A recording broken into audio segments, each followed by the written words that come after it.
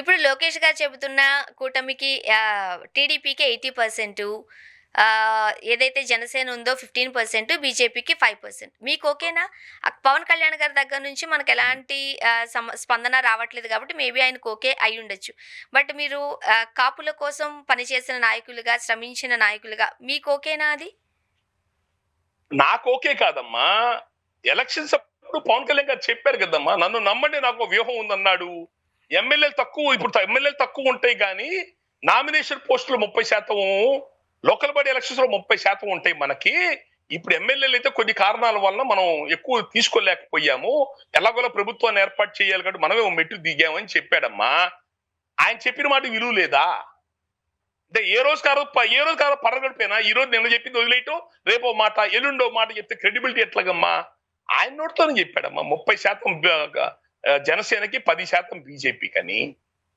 అది అది అది ఎవరితో డిస్కస్ చేయకుండా, ఏ నిర్ణయాలు తీసుకోకుండా లోకేష్ గారు ఏకగ్రీవంగా మాట్లాడటం ఏ రకమైన ధర్మం అది? సో మీరేం చేయబోతున్నారు మరి? ఏ రకమైన పొత్తు నీతి అది? ఏ రకమైన పొత్తు నీతి అవుతుంది? ఇప్పుడు సూపర్ 6 అని చెప్పని పాంప్లెట్లు పంచుతున్నారమ్మ ఇంటింటికి. అవును, ఇది కూడానండి. ఎక్కడ అక్కడ మోదీ గారి ఫోటో గాని, పవన్ కళ్యాణ్ గారి ఫోటో గాని కనిపించట్లేదు. అది వాళ్ళు ఎలక్షన్స్ అప్పుడు మేనిఫెస్టోల అంశాలు ఏం పెట్టారమ్మా? ఆ ఎలక్షన్ మేనిఫెస్టోలో మోడీ గారిది, చంద్రబాబు నాయుడు గారిది, పవన్ కళ్యాణ్ గారి ఫోటోలు వేసి పాంప్లెట్లు మా అందరికి ఇచ్చారు జనసేనలు పంచమని. అందరు పంచారు, చేశారు. ఈరోజు అధికారంలోకి వచ్చిన తర్వాత చంద్రబాబు నాయుడు గారు, లోకేష్ గారు ఫోటోలు వేసుకొని సూపర్ 6 పాంప్లెట్ ఊరంతా పంచుకుంటున్నారమ్మా. అది ఏ రకమైన పొత్తు నీతమ్మా? ఈ పాంప్లెట్ అంటే దాంట్లో ఫోటో పవన్ కళ్యాణ్ గారి ఫోటో దాంట్లో వేయటానికే మన సొప్పనోళ్ళు రేపు పవన్ కళ్యాణ్ గారికి ముఖ్యమంత్రి పోస్ట్ ఇస్తారని చెప్పని ఎవడన్నా అనుకుంటారమ్మా? మా వాళ్ళందరూ కూడా ఈ కూటమిలో పవన్ కళ్యాణ్ గారు ముఖ్యమంత్రి అవుతారని చెప్పి అంటున్నారు. అవుతే మంచిదే, సంతోషించే మొదటి వ్యక్తి నేనే. పాంప్లెట్ మీద ఫోటో వేయటానికి కూడా మనసు రాని వాళ్ళు ముఖ్యమంత్రి పదవులు ఇస్తారమ్మా తీసుకొచ్చి. నేను అంటుంది ఏంటంటే వాళ్ళ పొత్తు ధర్మం సరిగ్గా పాటించట్లేదు. టీడీపీ అన్ని చోట్ల అణిచివేస్తుంది జనసేన కార్యకర్తల్ని. గ్రామాల్లో ఎమ్మెల్యే దగ్గరికి పోతే వాళ్ళకి విలువ, గౌరవం లేదు, కూర్చోమని కూడా చెప్పరు. రకరకాల చోట్ల గొడవలు జరుగుతున్నాయి. ఆ గొడవలకి చాలా వాటికి నేనే వెళ్ళిన సందర్భాలు ఉన్నాయి అనేక గొడవలకి. ఎందుకంటే ఆ జనసేన కార్యకర్తలు డిఫాల్ట్ గా 80% కాపులు. వాళ్ళకి వేరే రకంగా న్యాయం జరగకపోతే కాపు సంఘం వాళ్ళకి నాకు ఫోన్ చేస్తే నేను వెళ్ళాల్సి వచ్చేది. నేనేమంటున్నానంటే మీ పొత్తు ధర్మం మీరు సరిగ్గా పాటించట్లేదు. మీ పొత్తు ధర్మం సరిగ్గా పాటించకపోతే ఖచ్చితంగా ప్రజల్లోంచి వ్యతిరేకత వస్తుంది. రేపు రాబోయే లోకల్ బాడీ ఎలక్షన్స్ లోనే ఇబ్బందులు పడతారు. మేము కోరుకుంటుంది మీరంతా మీరు ఇచ్చిన మాట 30% ఏదైతే ఉందో ఆ మాట నిలబెట్టుకోండి. బలం ఉందా, డబ్బు ఉందా ఖర్చు పెట్టాం కానీ అధికారంలో ఉన్నారు కదా, మీరే ఇవ్వండి కార్యకర్తలు డబ్బులు. అధికారం లేకపోతే మిమ్మల్ని అడగరు. అధికారం లేని రోజున జనసేన నిలబడింది, జగన్ పోరాడి నిలబడింది. ఈ రోజు అధికారంలో ఉన్నారు, మీ కార్యకర్తల దగ్గర డబ్బులు లేవు, గుండె తిన్న ధైర్యం ఉంది, వాళ్ళకి పోరాటం చేసే పటిమ ఉంది. వాళ్ళ 30% వాళ్ళకి ఇప్పించండి. ఖర్చు కాదు డబ్బులు మీరు ప్రభుత్వం నుంచి మీరే బాధ్యత తీసుకొని డబ్బు ఒప్పించండి. ఖచ్చితంగా వాళ్ళు నిలబడతారు, గెలుస్తారు, ప్రభుత్వానికి అండగా ఉంటారు, పార్టీకి అండగా ఉంటారు. అప్పుడే రాబోతున్న భవిష్యత్తులో పవన్ కళ్యాణ్ గారు ధైర్యంగా ఇంకా బలంగా ముందుకెళ్ళడానికి అవకాశాలు ఉంటాయి. సార్, ఇప్పుడు ఆంధ్రప్రదేశ్ ఈ రాజకీయ సమీకరణలు అవన్నీ చూస్తుంటే కూటమిలో సామాజిక వర్గం పరంగా పవన్ కళ్యాణ్ గారు ఒక కీలక రోల్ పోషిస్తున్నారు కాబట్టి అదే సామాజిక వర్గానికి చెందిన కాపులంతా కూడా పవన్ కళ్యాణ్ గారు వెంట ఉన్నట్టేనా? నేను నీకు చెప్పేది ఒకటేనమ్మా, ఏంటంటే రాష్ట్రంలో ఉన్న అన్ని కులాలు, రెడ్లు జగన్తో, కమ్మాసు టీడీపీతో, బీసీలో కొంత మేజర్ పార్ట్ టీడీపీ, కొంత వైసీపీ, ఎస్సీలో క్రిస్టియానిటీ పేరుతో మేజర్ పార్ట్ జగన్తో, ముస్లింస్ జగన్తో, ఇట్లా డివైడ్ అయిపోయి ఉన్నాయి కులాలన్నీ కూడా. ఒక్క కాపు కులం ఒక్కటే న్యూట్రల్ గా ఉంది. అందువల్లే కాపు కులం ఓట్లు కీలకం అవుతున్నాయి గెలుపోటములకి. మీకు అర్థమవుతుందమ్మా? టీడీపీకి 30% ఓట్లు వస్తున్నాయి, జగన్ కు 30% ఓట్లు వస్తున్నాయి. ఈ 20% ఉన్న కాపుల్లో మెయిన్ ఓట్లు ఎటు టర్న్ అవుతున్నాయో అటు ప్రభుత్వాలు ఏర్పడటం కారణం అది. అందరూ చెప్పే మాట అదే, కాపులు ఎట్టేస్తే అటు గెలుపు వస్తారు. ఎందుకు అంటున్నారంటే ఇదేదో గొప్ప విషయం కాదు, మేము అధిక జనాభాగా ఉన్నాము, న్యూట్రల్ గా ఉన్న ఓట్ బ్యాంక్ ఇది. న్యూట్రల్ గా ఉన్న ఓట్ బ్యాంక్, ఈ న్యూట్రల్ గా ఉన్న ఓట్ బ్యాంకు ఆ ప్రభుత్వం చేస్తున్న విధానాన్ని చూసి నచ్చకపోతేనో నచ్చుతేనో దాన్ని వాళ్ళు ఓట్ బ్యాంక్ ఎటు షిఫ్ట్ అవుతుందో అటు నిర్ణయాలు జరుగుతున్నాయి. 2019లో జగన్మోహన్ రెడ్డిని చూశారు. ఆయన విధానాలు సరిగ్గా లేవు. కులం మొత్తం వన్ సైడ్ గా పవన్ కళ్యాణ్ గారు నన్ను నమ్మండి, నాకు ఓటేయండి, పేద కులాలు రాజ్యాధికారం సాధిద్దాం అని చెప్పన్నారు. పెద్దన్న పాత్ర పోషించమన్నారు.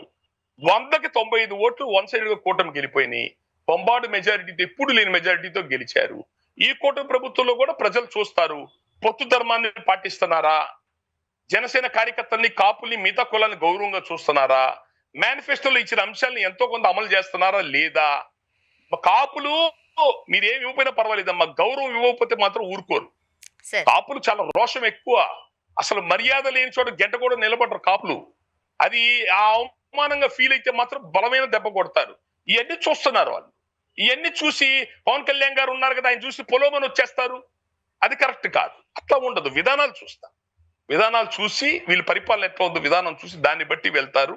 ఆ ప్రకారంగానే రేపొద్దున కాపుల ఓట్లు వీళ్ళ పరిపాలన బట్టి ఉంటది. పరిపాలన బట్టి ఉంటామనంటే ఇప్పుడు రేపు లోకల్ బాడీ ఎలక్షన్స్ అయిపోయిన తర్వాత లోకేష్ సీఎం చేద్దాం అంటున్నారు. లోకేష్ సీఎం చేసిన తర్వాత మరి చంద్రబాబు నాయుడు అనుభవం కలిగిన నాయకుడు ఆయన వెనకాల ఉంటానన్నాడు పవన్ కళ్యాణ్. మరి ఆయన ఉండట్లేదుగా, ఆయన దిగిపోతున్నాడుగా.